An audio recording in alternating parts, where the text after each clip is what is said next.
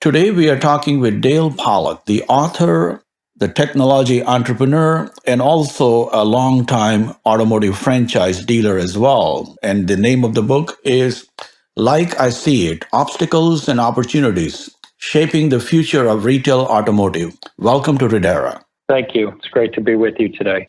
Thank you. The book is fascinating. It touches on some very important issues, and especially the automotive industry, even though it is near its historic peak in terms of the unit sales, but it is going through some major changes as well.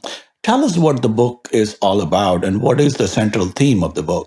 The book is essentially a survey of issues that are influencing today and tomorrow's automotive retail business. And it covers a wide range of topics, all of which inform the reader as to what sort of issues and challenges face today's automotive dealer and perhaps a glimpse as to where it might be headed in the future. Can you sketch a little bit about the history or give us the historical context of how automotive retailing has evolved? Before automobiles, there were bicycles that we were selling all across the country, but I know that was many years and many decades ago. But how, since then, the automotive retailing has evolved? If you go back to the origins of retail or automotive manufacturing, the early days of Henry Ford and General Motors in this country, the factories needed a way of getting retail distribution. And they experimented in the early days with a number of different models, but the model that they ultimately settled on was a franchise model. And there were a lot of drivers that supported that final decision. Essentially, the primary driver was one that recognized the need to have an intermediary between the factory and the ultimate consumer to absorb the inevitable supply and demand imbalances. When the factory produced too many cars, which they needed to do to maintain the scale of economy of production, they needed a place for those vehicles to go and for somebody to hold the liability of maintaining that excess inventory. And that primarily supported the decision in the early days to have an independent franchise dealer model. And I think it's fair to say that for the first 100 plus years of the industry, the franchise dealer model worked fairly well for all the constituents, the manufacturer, the dealer, franchisees, and the consumers. But the landscape of technology and consumer preferences has changed, and I think now we face a moment where it is called into legitimate question as whether that's still the most efficient and effective model. Mm-hmm, mm-hmm. Approximately in the country, how many dealers we have, and what is the dealer economics today in terms of the unit sale? An average dealer would sell how many cars, and how many new and used, and what are the margins for these cars nowadays? Well, today there's just shy of 18,000 franchise dealers, meaning ones that sell new vehicles, and all of them also would sell used vehicles. There is also a large body of independent dealers, ones that do not sell new vehicles, and it is difficult to put an exact number on how many independent dealers there are, but estimates might range from 30 to 50,000. However, there's a fairly long tail on those dealers, meaning that those independent dealers, there's perhaps 10%. Just pick a number, if there's 40,000 of them, perhaps 10% or less are ones that you would recognize as being well-established mainstream, and beyond that, they scale off very quickly, all the way down to literally dirt and gravel lot dealers that might have only one or two cars. So there's quite a few of independent dealers relative to franchise dealers, but in total, this past year, we sold, I think, roughly 17.5 million new vehicles through those 18,000 franchise dealers, which, if you do the math, I think comes out to perhaps somewhere around 800 new cars per dealer on average.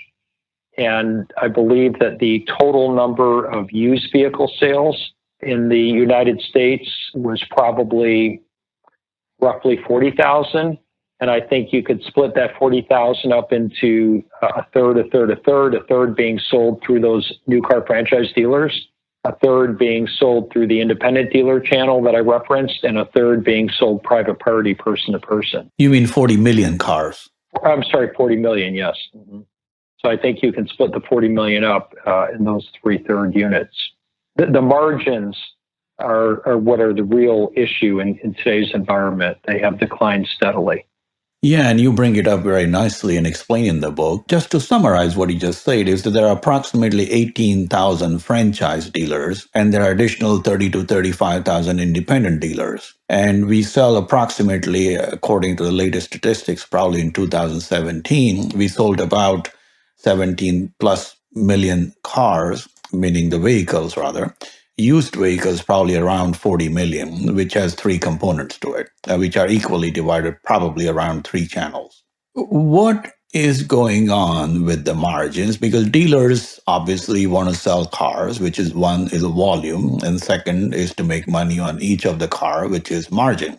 So volumes and margins are traditional levers or the metrics that the dealer focus on to maintain or increase the profitability. What are the challenges there? Well, this is really where the great challenge arises. The general perception among the public is that dealers make much more money selling a new or used vehicle than they actually do. The margins have declined steadily through the years. It generally has been the case, that dealers make larger profits, higher margins on used cars than new cars. However, the margin compression has affected both new and used cars. Perhaps new cars to a greater extent, but certainly used car margin pressures are still under pressure. The other nuance that exists in the margin compression discussion for car dealers is the way that they make their money, the way that they make their margin or their profit on new cars has also changed. Specific example, a dealer used to make a certain amount of money from a consumer selling them a new car. It might have averaged perhaps $1,500 on a typical sale of a new car prior to the finance and insurance profit. Well, today it is likely that the dealer that once made $1,500 selling the vehicle to the consumer today might make as little as $500, might actually lose $500.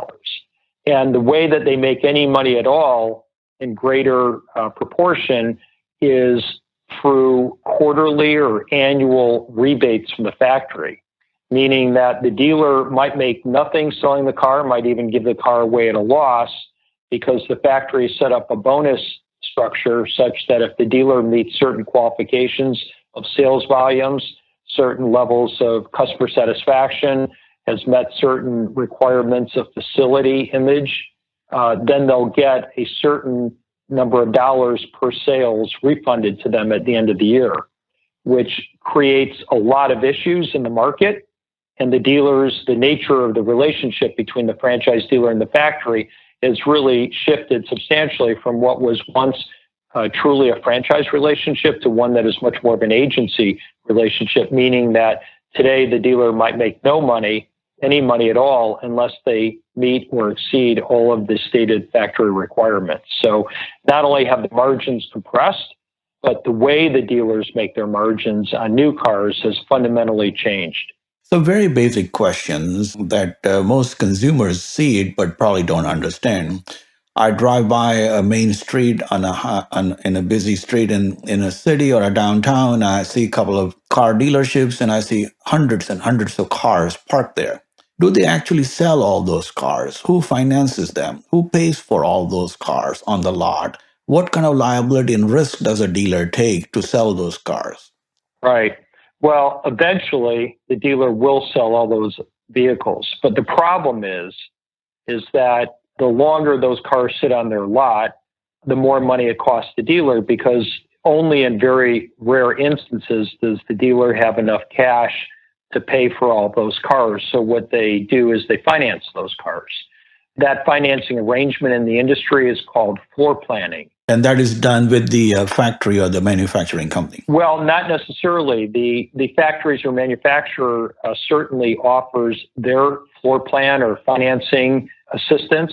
However, many dealers have found that there are more advantageous terms to be found from banks, both national, regional, and local banks, particularly when you consider the fact that the dealer probably also has a mortgage on their property, maybe has some additional equipment financing or leasing arrangements. So sometimes an independent bank can serve all of the dealer's needs more effectively than an auto manufacturer. But auto manufacturers have done a pretty good job competing with banks in recent years. So it's not necessarily for financing provided by the manufacturer's financing arm. Sometimes it is, sometimes it isn't. Okay, that makes sense. So now the dealers finance these cars or they take a risk. And when do they make this decision to sell the cars for 2000? Let's say today we are in 2018. Are they looking ahead in 2020 to make those decisions, looking ahead 2 years, or those decisions are made like 3 or 6 or 9 month window? I think those decisions are made more in the order of monthly projections than they are annual projections. Typically speaking, the auto manufacturer comes to the dealer on a monthly basis and says, okay, how many cars do you want or do you need this month? The dealer tells the manufacturer how many they need. It might be 0. It might be many. And then essentially what occurs from that point forward is a negotiation process. The factory probably wants the dealer to take certain models that are in a high supply, low demand, which are the vehicles the dealer doesn't want. And the dealer conversely wants to take or buy vehicles from the factory that are in high demand and short supply. And essentially what happens, as I said, is a negotiation process in terms of mix of the vehicles they take and the quantity of vehicles they take. For instance, if I'm a dealer and I want a couple of those really hot models, I might have to take 5 or 6 of the slow-moving models. So it's a very highly negotiated relationship, and it's typically done on a month-to-month basis. And if there's a snowstorm or if there's a hurricane or something happens to the car on the dealer's lot, who is responsible for it? Is it the dealer or is it the automaker? Well, it's the dealer, and this is the risk that I spoke about earlier that largely drove the decision in the early days on the part of the manufacturer to set up an independent dealer network. That is to absorb that risk of oversupply, to absorb the risk of unexpected drops in demand due to external exogenous factors. So to be sure, it is the dealer, the franchise dealer, that absorbs the carrying cost, absorbs the carrying risk. And there lies the friction or the potential conflict or disagreements between the dealer network and the automaker, because automaker really has a customer, which is a dealer, a franchise dealer, but the not the end customer. And there is always room for all kinds of miscalculations or estimation or guesstimation. That's true. It's very much of a yin and yang relationship between the dealer and the manufacturer, because in order for the dealer to effectively distribute their cars ultimately to consumers, they need a healthy and viable dealer network. But on the other hand, in order for the manufacturer to consistently produce high volumes of vehicles, which is what they need to do to drive down their costs, they need to have a dealer network that they can push sometimes vehicles onto, even though the retail ultimate consumer market doesn't demand those vehicles. So it is a challenged relationship, perhaps not similar to a partnership relationship where there are times where their interests are very much aligned, and there are other points in time where their interests are at odds, and somehow they need to struggle to find that balance. At the risk of being a little bit too extreme, would you call it has gradually evolved, it meaning the relationship has gradually evolved between the manufacturer and the dealer into a close to a dysfunctional relationship? I would say that would certainly be the opinion of most franchise dealers. I'm not sure the manufacturers would acknowledge that, but I think that it has a certain amount of dysfunction that has occurred over the years. And as I referenced earlier, The dealer today, to make any money at all from car sales, has to meet an ever greater set of requirements set by the manufacturer in order to achieve those quarterly or annual rebates. So the nature of the relationship, as I said, is one that the balance of power has gradually shifted more to the manufacturer and away from the dealer. And that causes a lot of stress and anguish on the part of the dealer community.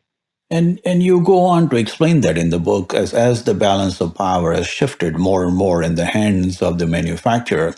By and large, a dealer or a franchise dealer is required to play by the rules over which he has no control over it, and yet he has to perform based on the metrics or the rules that are set by somebody else. Correct. It's a much different proposition to be an automobile dealer today than it was 10, 15, 20 years ago when I was a dealer. Very much more difficult. How would a dealer, as you explain in the book, can optimize or eliminate inefficiency and improve the productivity? And by looking at, as you were explaining, at the floor plan or also looking at the technology, where you have a wonderful example of you may own the data, but you may not technically own the data if you're using a third-party system. If you can explain some of those things that are highlighted in the book. Well, the point that I make in the book is that there are many pressures on franchise dealers today. The margin compression perhaps being one of the greatest challenges, but there are others as well. Interest rate variability is an important factor to consider. And right now we're facing the prospect of increasing interest rates, and dealers are large borrowers of money. They have to maintain those floor plan lines. They typically have mortgages and equipment leases and lines of credit, all of which are interest rate sensitive, as well as the consumer who buys their vehicles people are very interest rate sensitive, because obviously every uptick in interest rate affects the monthly payment, which affects people's ability to buy those vehicles. So interest rates, margin compression. Yet another pressure on dealers is the changing way that people want to buy cars. They want to do more of the transactions online, which requires dealers to be more technically enabled, technologically savvy, which involves training and repurposing and retooling of people and processes. So there's a whole litany of pressures on dealers to perform. And the only answer is that dealers have to become more efficient. When they're making less money and they have higher operational costs and more challenging processes to sell vehicles, they have to be more efficient. So the conversation in the book turns to what are the areas of greater efficiency available to dealers. And I would say that largely speaking, they fall into a few buckets. One is in the area of human capital. Dealership turnover of personnel is extremely high, alarmingly high. And every time you have to recruit a person, train a person, and then lose that person, it's a very costly process. So more effective utilization of human capital is an opportunity for efficiency. Another area of efficiency, which I address in the book in some detail, as you referenced, is better use of technology. There is a lot of technology available to car dealers today to run their operations. There are, however, many problems with that technology, one of which is that they are what we often refer to as point solutions, which mean that a dealer might have literally 50 to 100 different passwords for independent systems that they have to use, as opposed to perhaps 4 or 5 passwords where systems talk to each other. They connect with each other. They share data. They leverage data among themselves. So the technology environment is highly fragmented in the dealership, which creates a lot of inefficiency. Another issue with technology in the dealership, largely driven due to that fragmented nature, is that their people have to be trained and proficient to use those systems effectively. And the more systems you have and the higher turnover you have in your personnel, the more difficult it is to get the value out of those systems. So these are practical, real problems in the dealership. And then if those weren't enough in the technology realm, there's a community of technology providers to car dealers that have found a way to boost their margins, and that is essentially charging dealers for the necessary integration of data from one of those disparate systems to another. They actually charge the dealer directly or indirectly for the ability to get their own data from one system into another system. So the technology environment, which is very crucial and critical to a dealer's efficient operation, is highly challenged, and this is an area that needs to be addressed and addressed in a very significant way by dealers. And the operational efficiencies, our opportunity for greater operational efficiencies, go beyond, because one other really critical area, if you stop and think about it, a car dealership could be 4 or 5 independent businesses. It could be a new car sales operation. Separately, it could be a used car operation. Separately, it could be a mechanical repair facility. It could be a parts sales facility. It could be a body shop collision repair facility. So essentially, you have perhaps 4, 5, or 6 different businesses running underneath every rooftop of a car dealership. And within every one of those departments or separate businesses, there are dozens, hundreds, and perhaps even thousands of processes that have to be performed every day. And when those individual processes necessary to support operations are not performed in a quality manner, a timely manner, or perhaps in some cases not even performed at all, those all add up to inefficiencies that affect the bottom line. So it's a highly operational intensive environment. So obviously you get the idea. It is a challenging environment for a dealership today to operate, and the only salvation for a dealer to remain viable in this challenged environment is to identify those opportunities for efficiency and really drill down and realize those opportunities. And the details, attention to details do matter. Right, and attention to details is something that historically has not been a requirement or a great skill of car dealers. It's essentially in the past been a big picture business. When dealers made a lot of money selling cars, you could afford to ignore those details. But in this environment where you make so precious little money on selling a car, it becomes a game of inches, a business of details, as you say.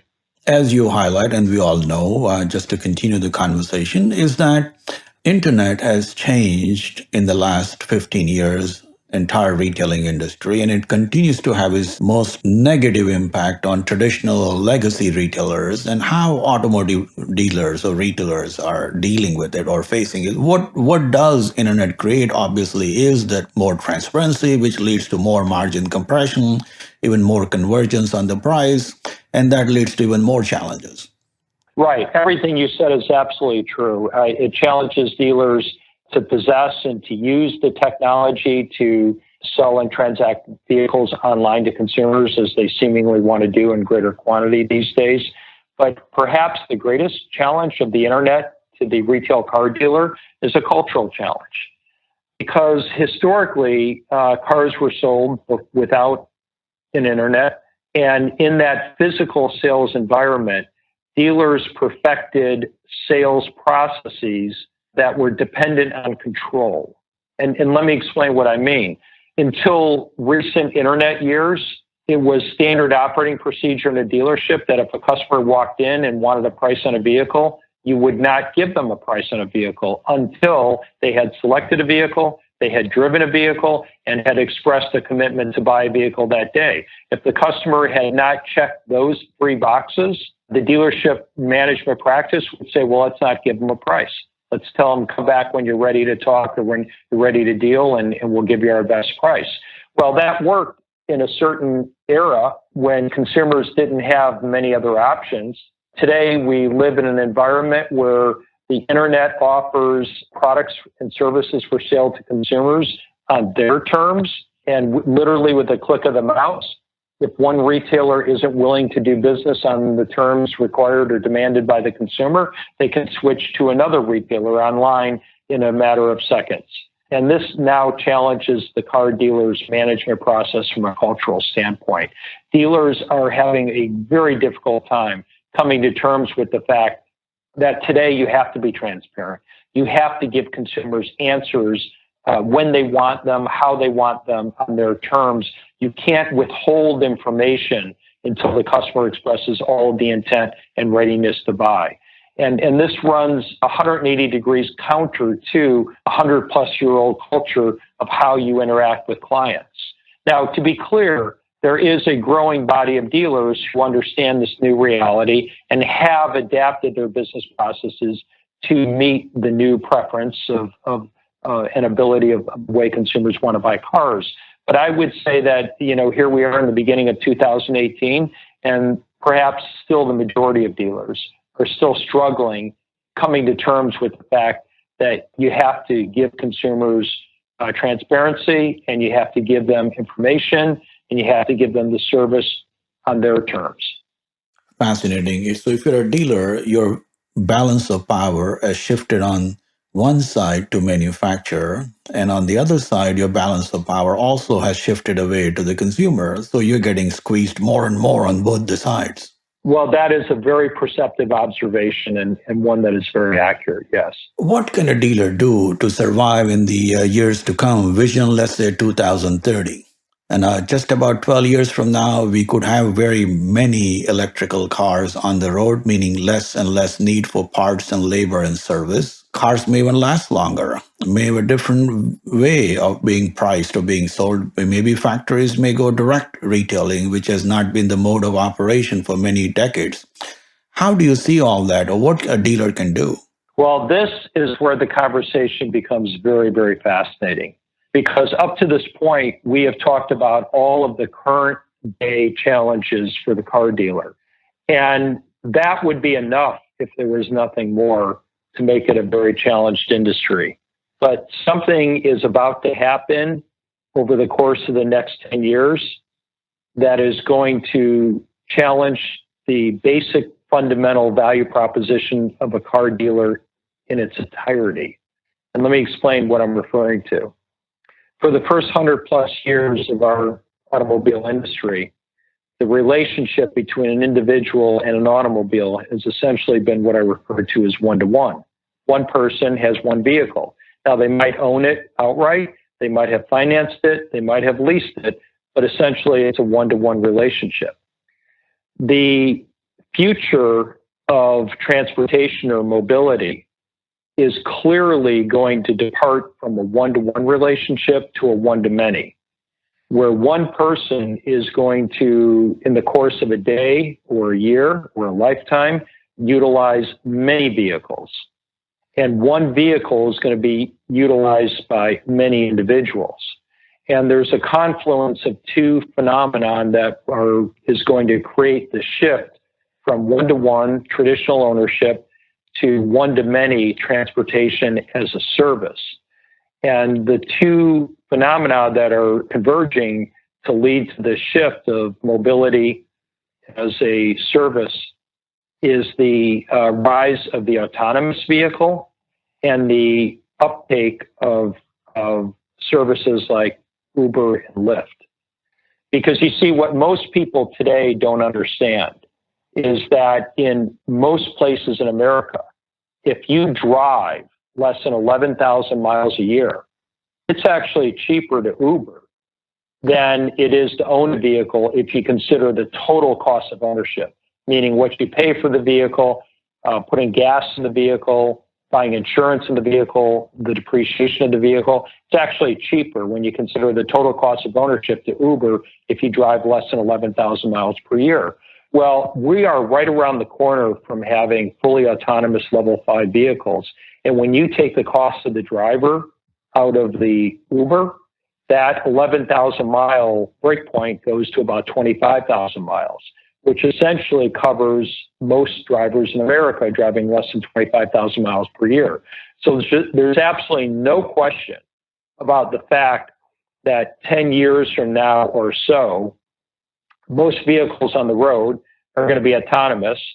Most people riding in those autonomous vehicles are not going to own those vehicles. They're going to pay on a per mile basis. And car ownership is going to fade away.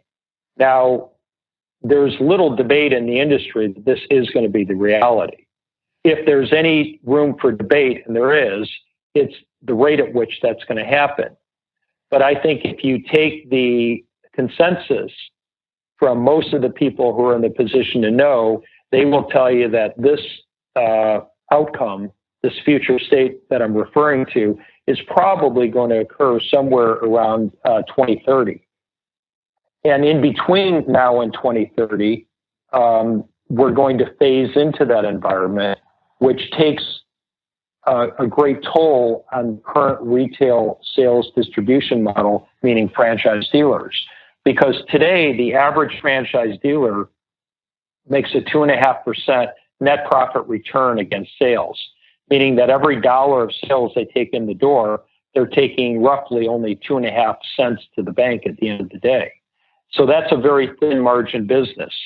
Now, when you start to take a lot of the sales that they're currently making to private parties and this one-to-one relationship we have today, and you start moving it to sales of commercial vehicles, because these autonomous vehicles that we'll be riding in 2030, for the most part, are going to be owned by commercial entities.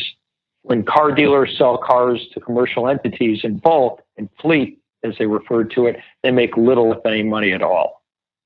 So what is the tipping point between now and 2030 for a typical car dealer, where a certain percentage of their sales shift from private party sales to commercial sales, where they make little, if any, money, probably no money at all? You know, what is the viability of the dealership? So the greatest challenge is, if all the present day challenges are not enough, the car dealer is facing the certainty of this future one-to-many commercially owned vehicle environment, where arguably they don't have a clear role to play in that environment. And as if that wasn't enough, in the meantime, more and more vehicles are going to be electric vehicles. And it is a known fact that electric vehicles have fewer moving parts and consequently require less maintenance and repair. And if there's a place in a dealership today where dealers do make margin, it's in the mechanical shop, the mechanical maintenance and repair facility they operate.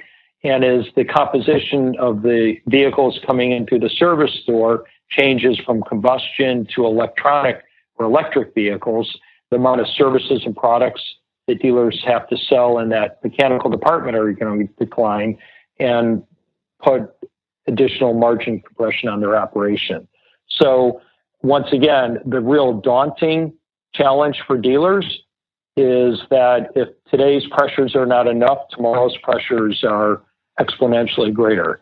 Now, having said all of that, the one thing I would tell any listener is that I would never bet against a car dealer, because through the years, car dealers have faced many changing factors in their environment. Perhaps none as great as the one that I just described, but they've encountered many. And the basic car dealer is somebody who's fiercely competitive, somebody who has a lot of ingenuity and a lot of determination and a lot of personal stake on the line. And they have found ways to transform themselves to meet ever-changing challenges. But I would suggest to you that the challenge that lies ahead in this future environment mobility is going to be the greatest challenges that dealers will ever have to have faced. Fascinating. With every wave or with every hurricane the dealership as an industry faces, it always takes its toll. The number of dealerships have steadily declined in the last 3 decades, just as the travel agencies have disappeared, and so as the video rental Blockbuster chain has disappeared. Something like this could be coming towards the automotive retailing industry as well. It is almost certainly going to come. There will be fewer dealers, many fewer dealers, and the dealers that remain will also have a very different ownership structure, because today and historically, I might equate ownership of car dealerships to perhaps being like the family farm used to be in America, where it was family-owned businesses, family-owned farms. And today, the farming industry is one that has been highly consolidated to large industrial-level, commercial-owned entities. And we're seeing the same phenomenon occur in the retail automobile business, where the mom-and-pop shops are selling out to the regional groups, who are selling out to the national groups.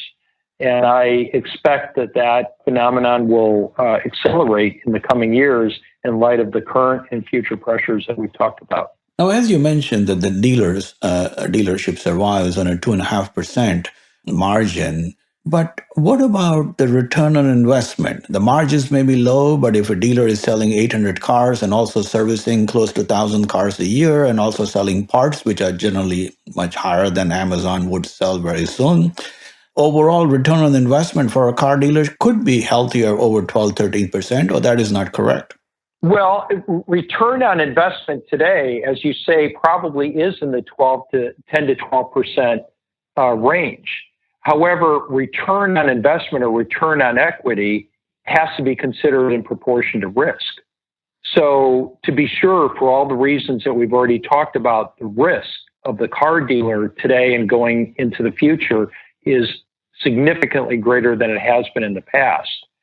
And as such, in order to make a rational business case for somebody to invest their equity in a higher risk environment, it would demand a higher rate of return to compete with other alternative investments. So I think that although there might be a decent 10 to 12% return on equity investment today in the industry, with the margin compressions that I've talked about and the uncertainty of the future mobility environment, I don't think that 10 to 12% justifies the risk for an ever-increasing body of investors.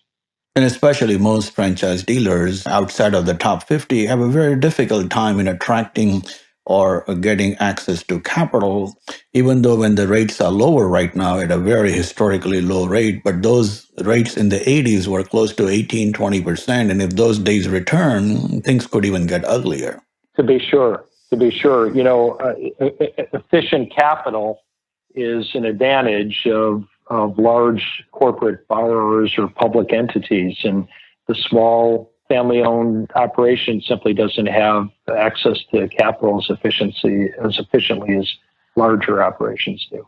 Fascinating. We have been talking with Dale Pollak, the author of Like I See It.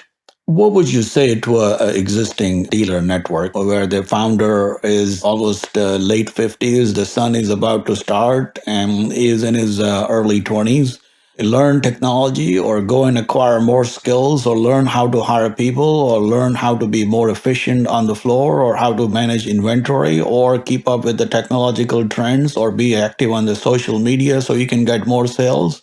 What can he do to stay in the business for the next generation so that he can pass it on to his child? Well, great question. And this is a conversation that I'm having ever more with dealers these days. Any multi-generational businesses is inherently challenged for reasons that everyone understands. But this business is particularly challenged in terms of generational passing because of the current pressures and because of the future pressures. And the unfortunate reality is that I'm having ever greater number of discussions with those 50, 60-year-old dealers that you referenced today in terms of what they should be doing with their business, whether they should be selling them today or planning on passing them on to their children. And if they are thinking about passing them on to their children, they're actually wondering in 10 years or so whether there's going to be any business there at all for their children.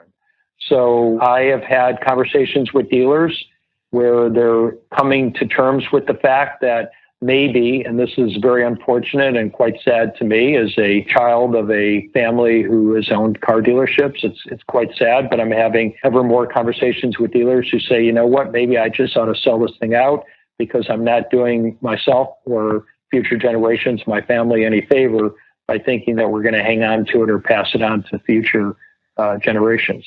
On top of this, how do you see the emergence of TrueCar and Caravan and all the other people who are selling cars on internet where customers are buying it without even seeing the cars? Well, the way that I view those types of services is companies attempting to provide a more efficient way in today's environment to sell vehicles. And I think it's fair to say that some of these companies that hold themselves out as more efficient ways for dealers or consumers to transact vehicles Sometimes they actually are not creating efficiency. Sometimes they're creating or they're capitalizing on existing inefficiency. So I think that the number of these offerings are broad in their nature, and you cannot categorically say that they do or don't make sense for consumers or dealers. I think some do, others don't, and some do to a greater extent than others. But they're all over the board. But I think that essentially there is a move to use technology, sometimes independent companies disintermediating the traditional relationship between the dealer and the consumer. Sometimes they do provide efficiency and sometimes they don't, but they're all out there trying to claim that they do. Thank you very much for your time and your comments. Very fascinating. In the next 12 years, auto industry and the auto retailing is going to go through not just evolution, but probably close to multiple revolutions. It's going to be a fundamental transformation, and I might say that it could be the greatest industrial transformation that any of us will see in our lifetime. So hang on, stay tuned. It's going to be fascinating, and